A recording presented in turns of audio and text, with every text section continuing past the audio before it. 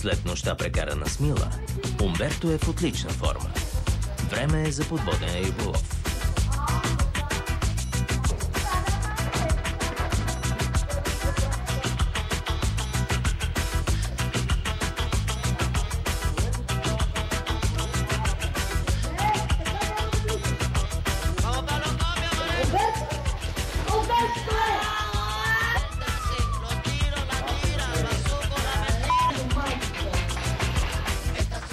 Марокканският циганин да мани марокканският циганин да не се занимава с него. Аз няма се тръгна заради него, защото съм го пребил. Нали се сещаш? Няма да стане това. Потуште, бе! Потуште, бе, човек! Дреми на Марокко. Син на хиляди бащи. Бега тук. Бати циганията.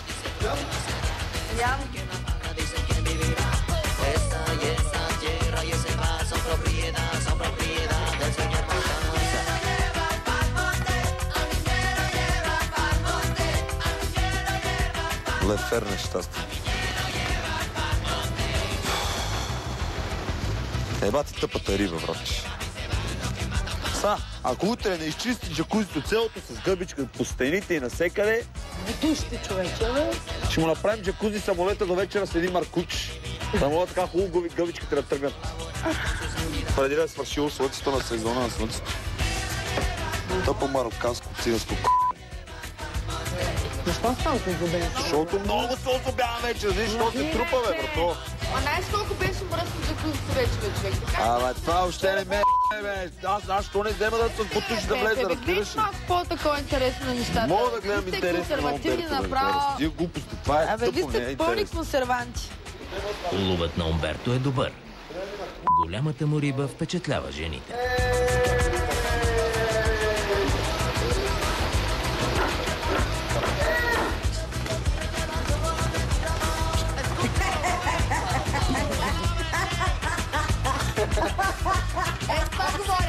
Това говоря. Няма такъв тип, разбираш ли? Няма. Аз се оженя за Умберто. Умберто! Да? Искам да се оженя за теб. Взимаш ли, мама? Виж го. Риба паста, човека. Работи, убива.